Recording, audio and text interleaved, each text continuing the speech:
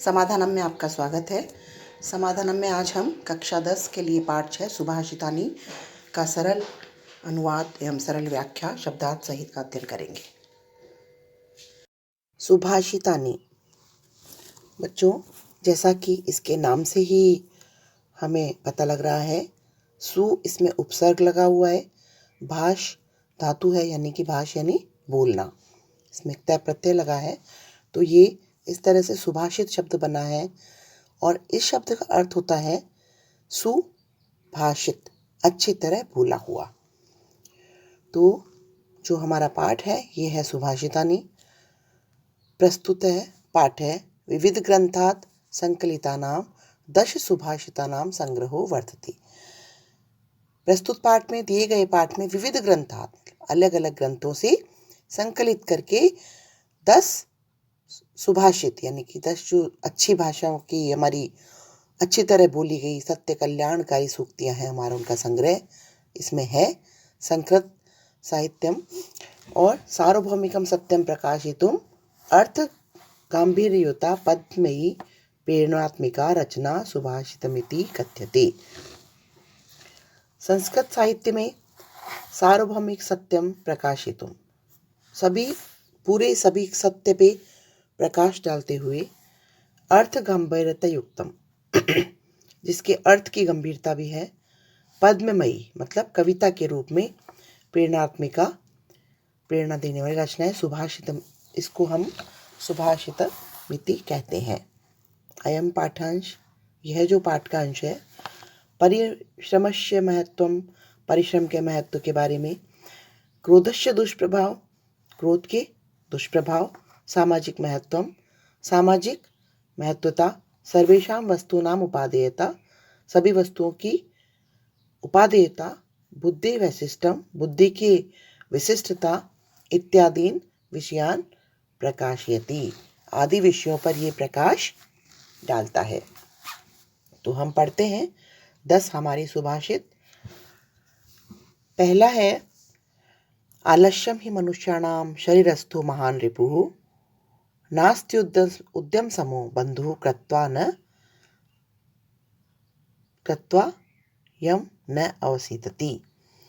आलस्य ही मनुष्यों के शरीर में स्थित महान मतलब सबसे बड़ा रिपु यानी शत्रु है। तो कह रहे हैं पहली लाइन का हमारा अर्थ है कि आलस्य ही होता है निश्चित रूप से, आलस्य निश्चित रूप से मनुष्यों के शरीर में स्थित सबसे बड़ा शत्रु है। नास्ति उद्यम समो, न अस्ति मतलब नहीं है, न अस्ति नहीं है, उद्यम यहाँ पे और शब्द भी है इसमें देखिए, उद्यम यानी कि परिश्रम और समा यानी समान। तो ये कह रहे परिश्रम के समान नहीं है बंधु मतलब कोई भी हमारा दोस्त, कोई भी हमारा भाई परिश्रम के समान नहीं है। कृत्वा यानी कि करके, यम जिसे, न अवसीदति जिसे करके वह दुखी नहीं होता है। खाली परिश्रम ऐसी चीज़ है इसको करके वो कभी दुखी नहीं होता है, वो सबसे बड़ा बंधु है हमारा और आलस्य सबसे बड़ा शत्रु है। दूसरा देखते हैं, गुणी गुणम वेत्ति न वेत्ति निर्गुणो बली बलम वेत्ति न वेत्ति निर्बलः पिको वसंतस्य गुणम न वायसः करी च सिंहस्य बलम न मूषकः। इसमें कह रहे हैं गुणी, गुणी यानी गुणवान, गुणवान ही गुणों को जानता है, न वेत्ते निर्गुणों जो बिना गुण वाला है, निर्गुण कमजोर आदमी है, गुणहीन है, बिना गुण वाला है, वो इसे गुणों को नहीं जान पाता। जैसे कि बली बलम वेत्ति, बलवान, बली यानी बलवान ताकतवर, वो ही बल को जानता है, कमजोर निर्बल यानी कमजोर ताकत को नहीं जान सकता। पिको वसंतस्य गुणम न वायसः, कोयल, पिको यानी कोयल, कोयल ही वसंत के गुणों को जानती है न कि कौआ। इसी प्रकार करी च सिंहस्य बल न मूषकः, करी कहते हैं बच्चों हाथी को, गज को। तो जैसे करी या हाथी सिंह के बल को, सिंह की ताकत को जानता है, चूहा नहीं जान सकता।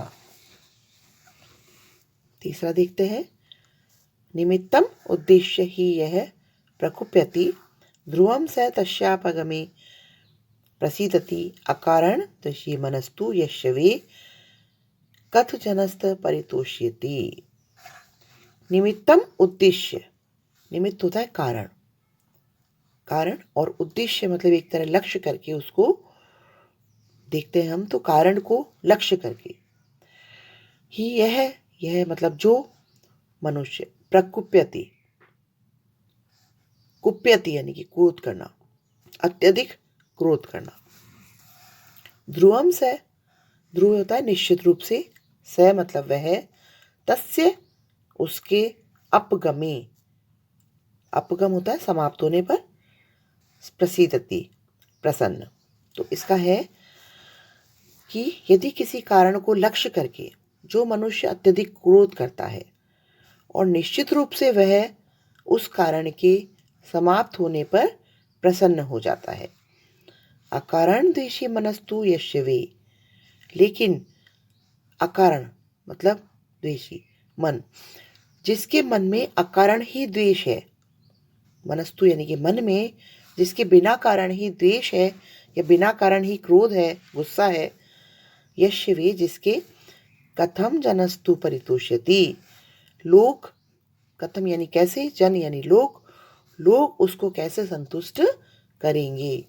आपने किसी कारण से गुस्सा किया है, वो कारण समाप्त हो गया तो आप प्रसन्न हो जाते हैं, लेकिन यदि आपके मन में बिना कारण ही क्रोध आ रहा है, बिना कारण ही गुस्सा आ रहा है, तो वो शांत कैसे होगा, उसे कोई शांत कैसे कर सकता है। चौथा देखते हैं हम। उदीरितो अर्थ है पशुनापि ग्रहति हयाश्च नागाश्च वहन्ति बोधिता अनुक्तमप्युहति पंडितो जनः परेंकित ज्ञान फला ही बुद्धय है। उदीरितो मतलब कहा गया है, अर्थ है मतलब अभिप्राय है, ये कहा गया है कि पशुना अपि, पशु भी, ग्रहते यानी ग्रहण करते हैं, हयाश्च, हया हय बोलते हैं अश्व को, और नागाश यानी हाथी, गज, तो घोड़े और हाथी कह रहे हैं यहाँ पे, वहंती मतलब ढोते हैं, बोधिता बोध हो जाता है उनको जब वो समझ जाते हैं, बोध यानी ज्ञान होना, समझ आना, जब जैसे ही हाथी और घोड़ों को पता लगता है कि हमारे ऊपर बोझा डाला जा रहा है, वो समझ जाते हैं कि हमें इसको लेके जाना है, तो कह रहे हैं कि पशु भी इस चीज़ को ग्रहण कर लेते हैं, जिस तरह हाथी और घोड़े भी समझाए हुए उसको ढोते हैं। अनुक्तम अप्युहति पंडितो जन, अनुक्त मतलब बिना कहे ही, और अप्युहति, उहति अनुमान लगाना, पंडितो जन है जो विद्वान पुरुष होते हैं वो बिना कहे ही अनुमान लगा लेते हैं। परेंकित ज्ञान फला ही बुद्धय है, परेंकित मतलब संकत, संकेत रूपी जो ज्ञान जन्य फल वाले, ज्ञान फल, ज्ञान संकेत रूपी ज्ञान जन्य फल वाले होते हैं। कौन? बुद्धिमान लोग। तो बुद्धिमान लोग तो संकेत रूपी ज्ञान जन्य फल वाले संकेत के रूप में ही समझ जाते हैं और बिना कहे ही वो अनुमान लगा लेते हैं, क्योंकि समझाए जाने पर तो घोड़े और हाथी भी बोझ को ढो लेते हैं या समझ लेते हैं। तो इस तरह से ये हमें कहा गया है। पांचवा देखते हैं। क्रोधो ही शत्रु प्रथमो नराणाम देह स्थितो देह विनाशनाय यथा स्थित काष्ठगतो हि वह्नि स एव वह्नि दहति शरीरम। यहाँ पे कह रहे हैं क्रोधो ही शत्रु, शत्रु यानी दुश्मन, प्रथमो यानी कि पहला, नराणाम नर, यहाँ पे नर यानी मनुष्यों के बारे में बात की गई है। तो क्रोध मनुष्यों का सबसे पहला शत्रु है। देह स्थितो, देह यानी शरीर में स्थित है, देह विनाशनाय, और देह यानी शरीर के विनाश के लिए है, शरीर का विनाश वो करता है। यथा स्थित है काष्ठगतो हि वह्नि स एव वह्नि दहति शरीरम। यथा मतलब जिस प्रकार, जैसे, स्थित है काष्ठगतो लकड़ी, ही वह्नि जैसे कि लकड़ी आग जलाती है, उसी प्रकार स एव वन्य दहते शरीरम, शरीरम यानी शरीर को, और जला देता है। उस आग से वो शरीर को जला देता है।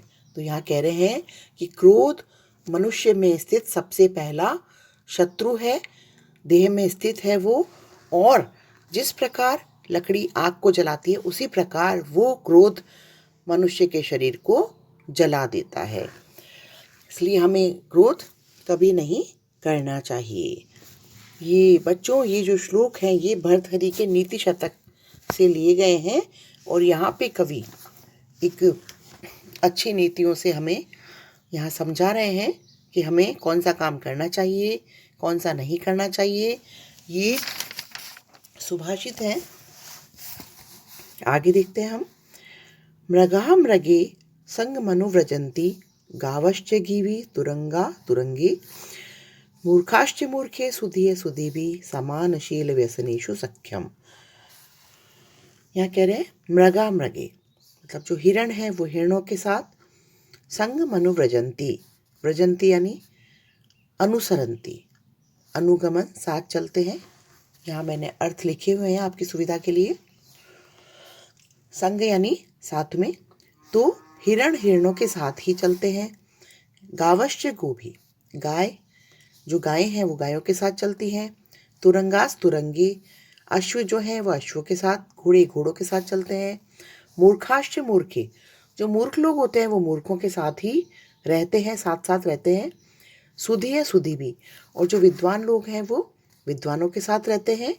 तो इस प्रकार कहा गया है कि समान समान आचरण और व्यवहार वालों में ही दोस्ती या मित्रता होती है। तभी सभी जो समान होते हैं उनमें ही दोस्ती और मित्रता होती है। इस तरह मूर्ख मूर्खों के साथ, विद्वान विद्वानों के साथ, गाय गायों के साथ, घोड़ों की घोड़ों के साथ, हिरणों की हिरणों के साथ, सब साथ साथ वो रहते हैं और उनकी दोस्ती उन्हीं के साथ होती है।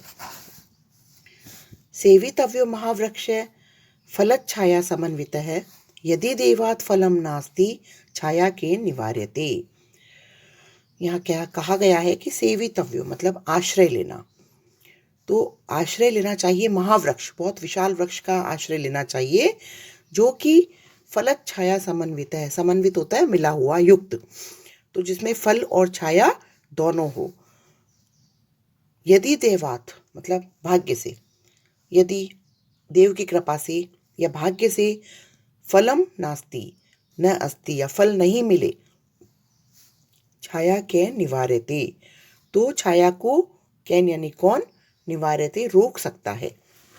यहाँ कह रहे हैं कि हमें बहुत ही फल और छाया से युक्त महान विशाल वृक्ष का आश्रय लेना चाहिए हमेशा। यदि भाग्य कृपा से फल नहीं मिले तो छाया को कौन रोक सकता है। यहाँ पे जो कहने का तात्पर्य है बच्चों हमारे कवि का, वो क्या है कि हमें गुरु या हमारे माता पिता जो हमें फल और छाया दोनों देते हैं, हमें छाया भी देते हैं, वो हमारा आश्रय भी है, तो हमें उन्हें हमेशा वहाँ आश्रय लेना चाहिए। यदि भाग्य से हमें फल नहीं मिले, हमारी मेहनत का फल नहीं मिले, लेकिन हमें छाया हमेशा, उनका आश्रय हमेशा मिलता रहेगा, उसे कोई नहीं रोक सकता। अमंत्रम अक्षरम नास्ति, नास्ति मूलम नौषधम, अयोग्य है पुरुष है नास्ति, योजक तत्र दुर्लभ है।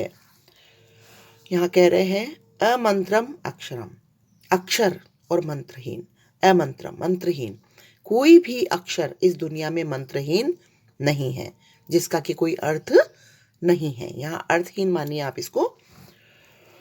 न अस्ति मूलम अनौषधम, मूल यानी कहते हैं बच्चों जड़ को, और अनौषधम जिसकी कि कोई औषधि नहीं हो सकती, ऐसी कोई जड़ नहीं है, ऐसी कोई मूल नहीं है।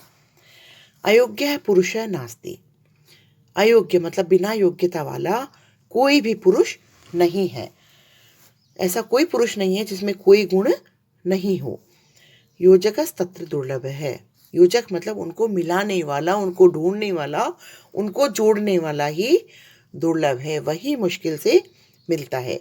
वरना इस दुनिया में ऐसा कोई अक्षर नहीं है जो मंत्रहीन है, जिसका कोई अर्थ नहीं है। ऐसी कोई जड़ नहीं है किसी पौधे की जिसमें औषधीय गुण नहीं है। ऐसा कोई पुरुष नहीं है जो योग्य नहीं है, लेकिन उनको मिलाने वाले, उनको ढूंढने वाले, उनको जोड़ने वाले ही दुर्लभ है। नवा देखते हैं।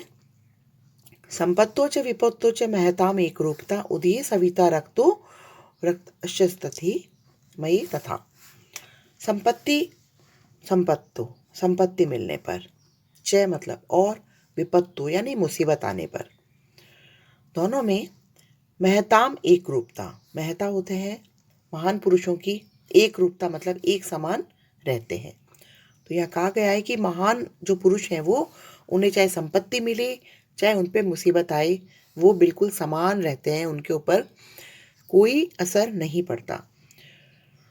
जैसे कि उदय मतलब उदय होने पर, सविता यानी सूर्य के उदय होने पर लाल होता है वो, और अस्तामयी रक्ताश्मयी अस्तामयी यानी अस्त होने पर भी वो लाल ही होता है या समान ही होता है।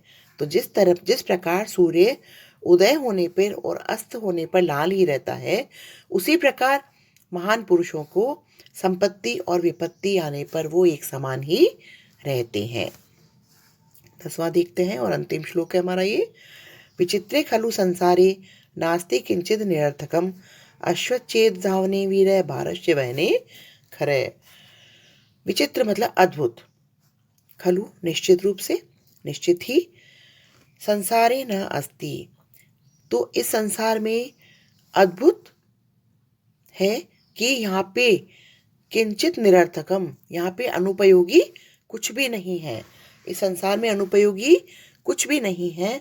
यह संसार बहुत विचित्र है निश्चित रूप से कि इसमें अश्वच्छेद धावने, जैसे कि घोड़ा दौड़ने में सक्षम है, वीर भारस्य वहने खरे, तो अश्व जो है वो घोड़ा दौड़ता है, वीर योग्य है उसमें, और भारस्य वहने खरे, और जो खर मतलब जो गधा है वो भार ढोने में योग्य है।